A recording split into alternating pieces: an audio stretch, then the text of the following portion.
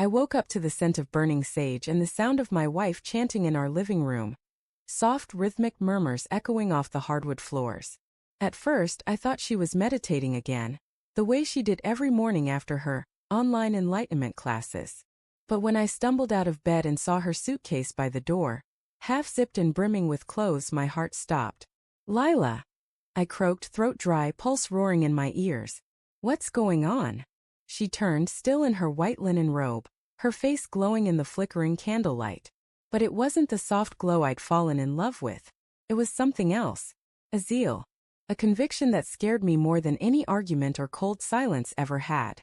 "I'm leaving, Aaron," she said, her voice eerily calm. "I'm ascending." My body went cold. "Ascending?" She smiled faintly, eyes glistening. "You wouldn't understand. You're still trapped in the matrix." At first I laughed. An instinctive, brittle sound that cracked in my throat. "Is this about those YouTube retreats again? That guru guy, what's his name, Ryan?" Her expression shifted, a flash of irritation slicing through her serenity. "Don't mock what you don't comprehend. Ryan sees truth beyond the illusions of ego. He's helping me detach."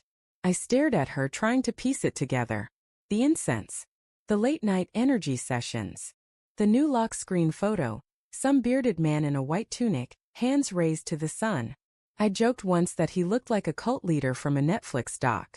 She didn't laugh. Now, standing in front of me, she looked both fragile and frighteningly resolute. "Lila, is there someone else?"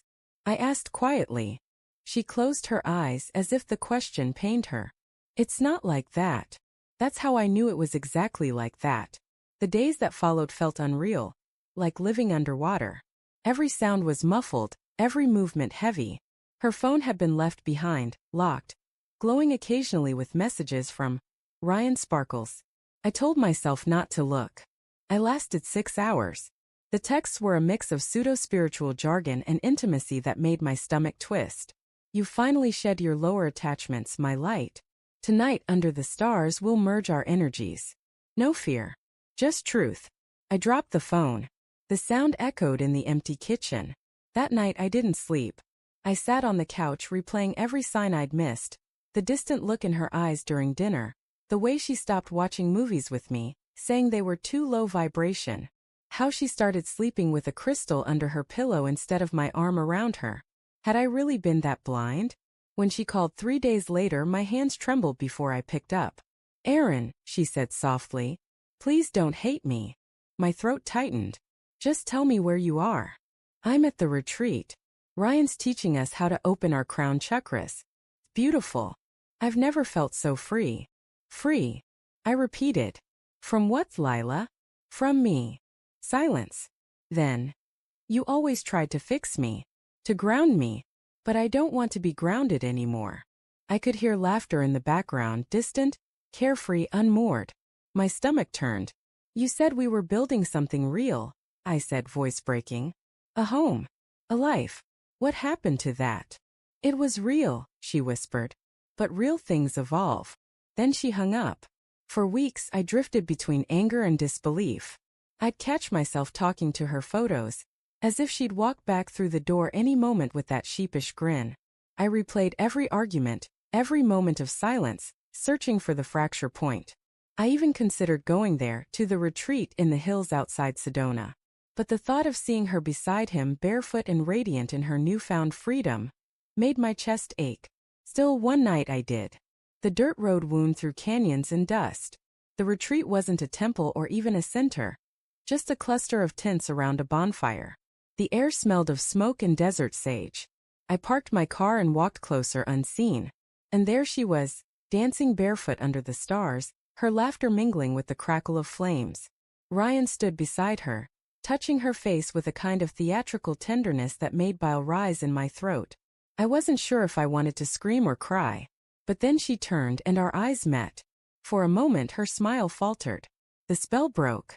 Later, she found me by the road as I sat in my car, engine off, staring at nothing. "You shouldn't have come," she said softly. "Then tell me to leave," I said. She hesitated. "This isn't about you and me anymore." I laughed bitterly.